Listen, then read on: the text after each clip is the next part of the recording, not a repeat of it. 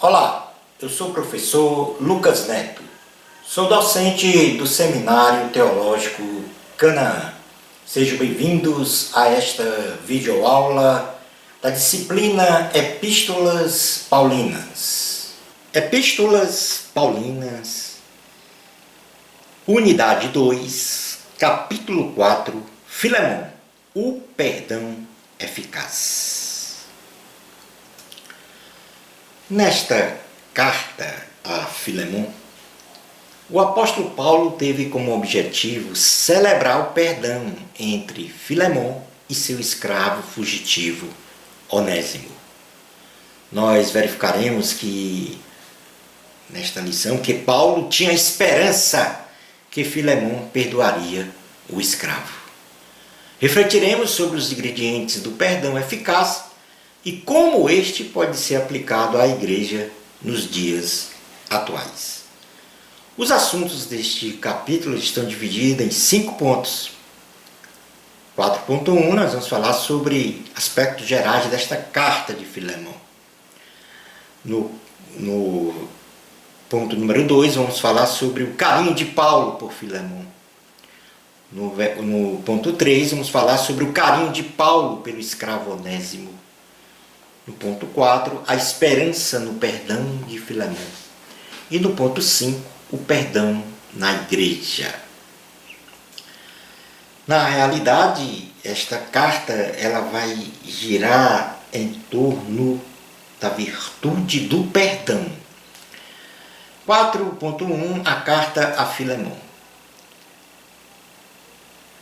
Os aspectos desta carta, e aí você pode acompanhar na página 81 do livro o texto, esta carta a Filemon, Filemon estava na cidade de Colossos, e como nós já falamos no capítulo anterior, era uma cidade da Frígia, no rio Lico, um afluente do rio Meandro, e estava situada a cerca de 15 quilômetros a sudeste de Laodiceia, próximo à grande estrada que ligava Éfeso ao Eufrates. O propósito de Paulo para a escrita desta carta a Filemon é que ele desejava que Filemon, crente na cidade de Colossos e dono de escravos, perdoasse Onésimo, um de seus escravos que havia fugido para Roma, onde estava Paulo. Então, ele faz agora esta carta pedindo, solicitando para que Filemon recebesse Onésimo de volta e o perdoasse por ter fugido. A data da escrita desta carta presume-se que foi em 60 depois de Cristo, uma data aproximada. É outra carta na prisão. Paulo estava preso em Roma e escreveu uma carta ao seu irmão Filemon. Até agora nós vimos então a carta aos Efésios, carta aos Colossenses e carta a Filemon como cartas da prisão, ou cartas conhecidas também como cartas do cárcere. Item 4.2, o carinho de Paulo por Filemon. Paulo tinha um grande carinho ao irmão Filemon e destaca nos primeiros versículos as qualidades de seu irmão, que tinha amor e que tinha fé. Presume-se que Filemon liderava a igreja como pastor de uma das congregações. Na realidade, essa carta a Filemon, ela não tem capítulo. Carta a Filemon não tem capítulo. E só é definido aí o versículo.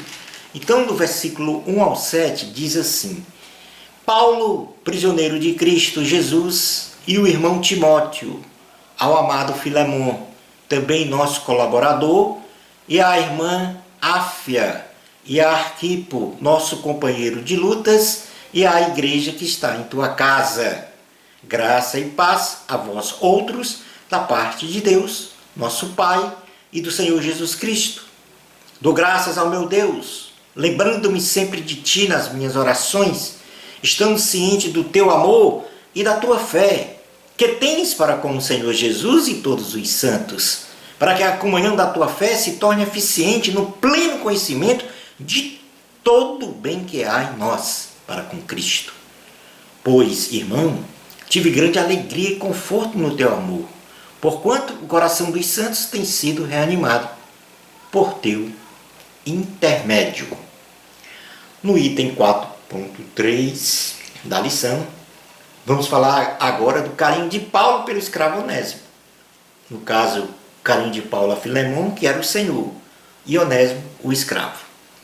E este carinho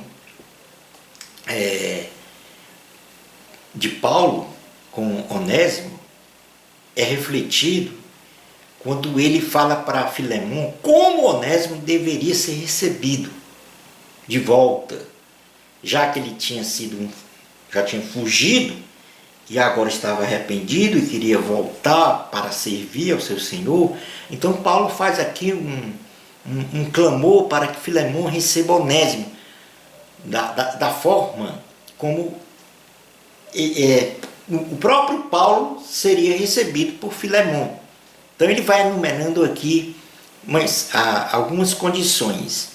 Então Paulo diz: olha, Filemon, perdoa Onésimo. Claro, sem ele merecer pelo que ele fez, mas pela graça. Então, nestes versículos de Filemon, Paulo vai exatamente enumerar de que forma Onésimo deveria ser recebido por Filemon. Primeiro, como filho de Paulo, porque Onésimo se converteu por meio da pregação de Paulo. Ele diz no versículo de número 10: sim, solicito-te em favor de meu filho Onésimo, que gerei entre algemas. Paulo, mesmo preso, prega a palavra e Onésimo se converte à pregação de Paulo. E aí Onésimo se torna filho de Paulo no sentido da conversão para Cristo. Ele também pede para que Filemon receba Onésimo como uma pessoa muito útil, não como um inútil. Então no versículo 11 ele diz: Ele antes te foi inútil, atualmente, porém, é útil a ti e a mim. Ainda no versículo 12, Paulo diz assim: Filemon recebe Onésimo como se fosse o meu coração, o coração de Paulo. Ele diz: eu te envio de volta em pessoa, quero dizer, o meu próprio coração. No versículo 16, ele diz assim: Filemon recebe Onésimo como um irmão amado. E aí ele vai registrar aqui na palavra dizendo: não como escravo, antes muito acima de escravo, como irmão caríssimo, especialmente de mim, e com maior razão de ti, quer na carne, quer no Senhor. No versículo 17, ele pede para Filemon receber Onésimo como se fosse o próprio Paulo. Então ele fala lá no 17: se portanto me consideras companheiro, recebe-o como se fosse a mim mesmo. E finaliza no versículo 18 e 19, que Filemon deveria receber Onésimo como uma pessoa sem qualquer dívida para com ele. Diz assim, no versículo 18 ao 19: e se algum dano te fez, ou se te deve alguma coisa, lança tudo em minha conta. Eu, Paulo, de próprio punho escrevo: eu pagarei, para não te alegar que também tu me deves até a ti mesmo. Sim, irmão, que eu receba de ti no Senhor este benefício. Reanima-me o coração em Cristo Jesus. Onésimo se converteu a Cristo através de Paulo, como eu já havia falado, quando Paulo estava na prisão. Isso está registrado em Atos 28, 30. No item 4.4, a esperança no perdão de Filemon. Inclusive, até eu já externei algumas passagens sobre isso, essas leituras já foram feitas. E aí vem os ingredientes para o perdão, né? Então, a autoridade de Paulo com sua autoridade, de homem chamado por Deus, especialmente por Deus, ordena que Filemon venha perdoar Onésimo. E Paulo, nesta ordem, vamos dizer assim, faz o apelo através do convencimento e da obediência de Filemon ao próprio Paulo. E Paulo usou muitos argumentos. Paulo intercedeu por Onésimo, no versículo 10 aqui, diz: sim, solicito-te em favor de meu filho Onésimo, que girei entre algemas. Já fizemos a leitura disso. Ele pede que restitua Onésimo a comunhão pessoal e familiar, no versículo 15, já falamos sobre isso, já lemos. Ele exalta a posição de Onésimo como um irmão amado, no versículo 16, e faz um pedido para Filemon cancelar a dívida de Onésimo para com ele, colocando aí a questão do perdão. Lembrando que a Bíblia nos coloca que o ato de liberar perdão, ela vai contra a natureza natural do homem, a natureza carnal do homem. O perdão, ele só é liberado por uma pessoa quando essa pessoa é presidida pelo Espírito Santo. Quando o Espírito Santo tem a liberdade de presidir a vida desta pessoa. Então ela aí assume a imagem e semelhança de Deus em seu caráter, em seus atributos morais, e consegue perdoar. Porque perdão é contra a natureza humana.